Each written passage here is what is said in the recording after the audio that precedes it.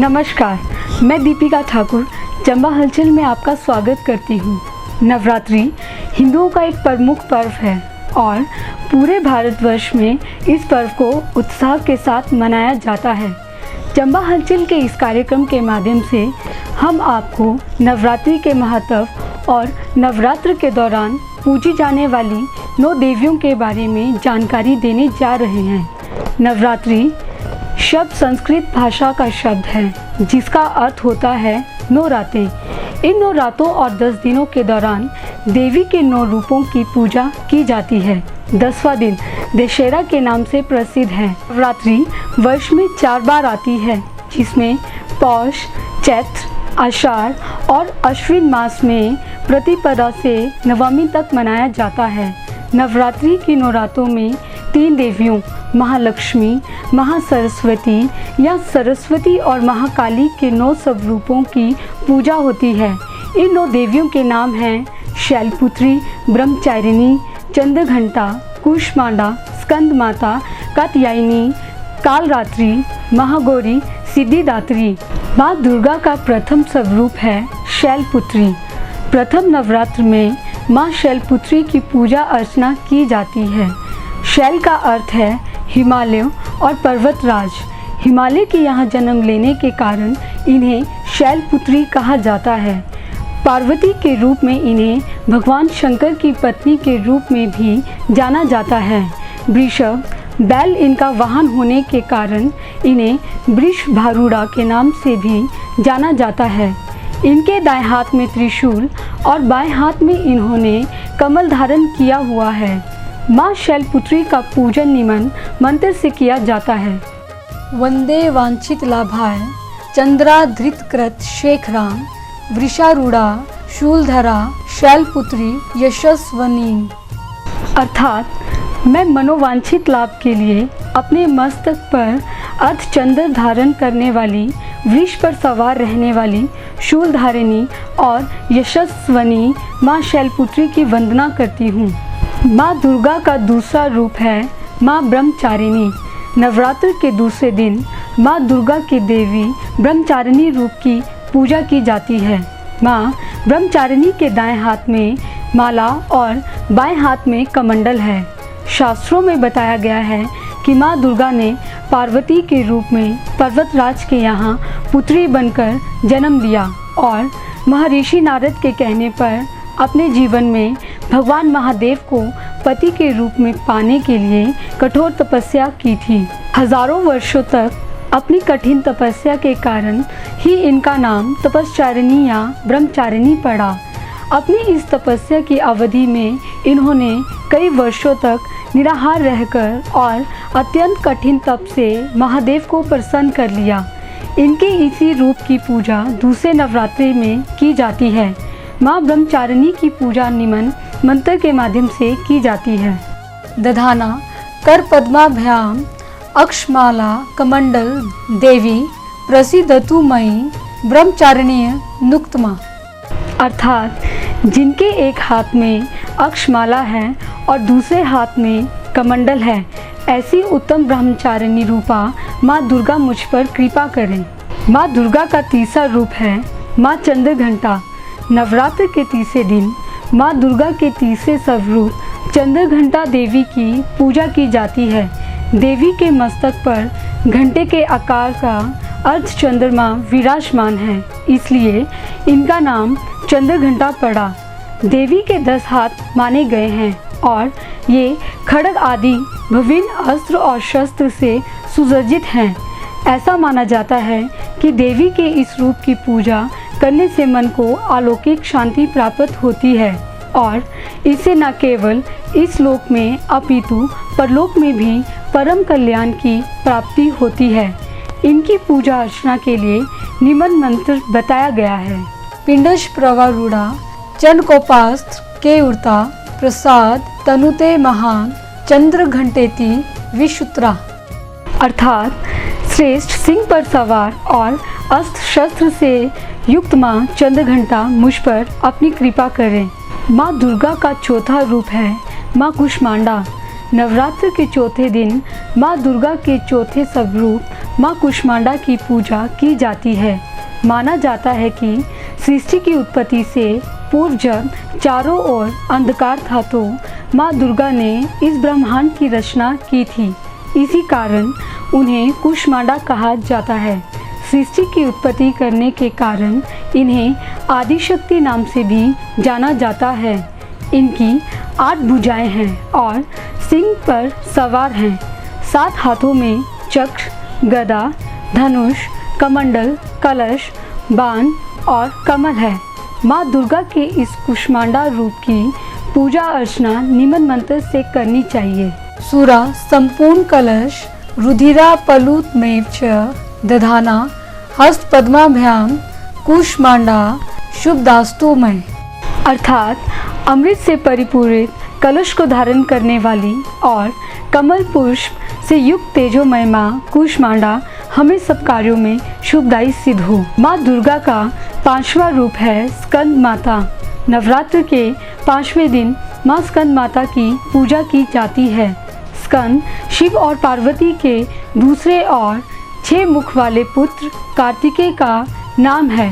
स्कंद की माँ होने के कारण ही इनका नाम स्कंद माता पड़ा। माँ के इस रूप की 4 भुजाएं हैं और इन्होंने अपने दाईं तरफ की ऊपर वाली भुजा से स्कंद अर्थात कार्तिकेय को पकड़ा हुआ है और इसी तरफ वाली निचली भुजा के हाथ में कमल का फूल है। वहीं बाईं ओर की ऊपरी वाली भुजा में वध मुद्रा है और नीचे दूसरा श्वेत कमल का फूल है। सिंह इनका वाहन है क्योंकि यह सूर्य मंडल की अधिष्ठात्री देवी हैं, इसलिए इनके चारों ओर सूर्य सदृश अलौकिक तेजोमय मंडल सा दिखाई देता है। स्कंद माता के इस रूप की आराधना निमन मंत्र से करनी चाहिए। सिंहासन गता नित्यम पद्माश्रित करद्वया शुभ दास्तु सदा देवी स्कंद माता यशस्वनी। माँ दुर्गा का 6वां रूप है माँ कात्यायनी। छठे नवरात्र में माँ कात्यायनी की पूजा की जाती है। ऐसा विश्वास है कि इनकी उपासना करने वालों को धर्म, अर्थ, काम और मोक्ष इन 4 पुरुषार्थ की प्राप्ति हो जाती है।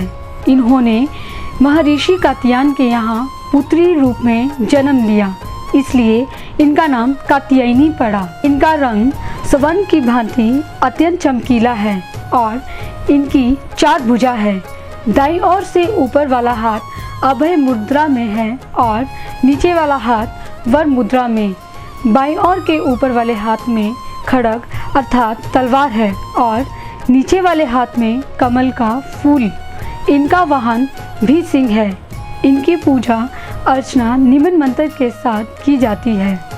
चंद्रहासो ज्वलकरा शार्दुल वर वाहना कात्यायनी शुभदता देवी दानव घातिनी। माँ दुर्गा का 7वां रूप है कालरात्रि।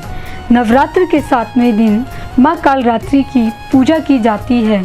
इनका वर्ण अंधकार की भांति एकदम काला है, बाल बिखरे हुए हैं और इनके गले में दिखाई देने वाली माला बिजली की भांति है। इन्हें तमाम आसुरी शक्तियों का विनाश करने वाली बताया गया है। इनके 3 नेत्र हैं और 4 हाथ हैं, जिनमें एक हाथ में खड्ग अर्थात तलवार है तो दूसरे हाथ में लोह अस्त्र है, तीसरे हाथ में अभय मुद्रा है और चौथे हाथ में वर मुद्रा है। इनका वाहन गदा है। माँ कालरात्रि की पूजा अर्चना निमन मंत्र से की जाती है। एक वेणी जपाकर्ण पूरा नग्ना खरा स्थिता लंबोष्ठी कर्णिका कर्णी तेला भयक शरीरिणी वाम पादोल सलोह लता कंटक भूषणा वृधन मूर्ध ध्वजा कृष्णा कालरात्रि भयंकरी। अर्थात एक बालों की चोटी वाली जपा कुसुम के फूल की तरह लाल कर्ण वाली उपाक की कामनाओं को पूर्ण करने वाली गधे पर सवारी करने वाली लंबे होंठों वाली कर्णिका के फूल की भांति कानों से युक्त तेल से युक्त शरीर वाली अपने बाएं पैर में चमकने वाली लोह लता धारण करने वाली कांटों की तरह आभूषण पहनने वाली बड़े ध्वज वाली और भयंकर लगने वाली काल रात्रि माँ हमारी रक्षा करें। इनके नाम के उच्चारण मात्र से ही भूत प्रेत, राक्षस, दानव और सभी पैशाचिक शक्तियाँ भाग जाती हैं। माना जाता है कि 7वें नवरात्रि के दिन इनकी पूजा करने वाले साधक का मन सहस्त्र चक्र में स्थित होता है। इनकी पूजा में गुड़ के भोग का विशेष महत्व है।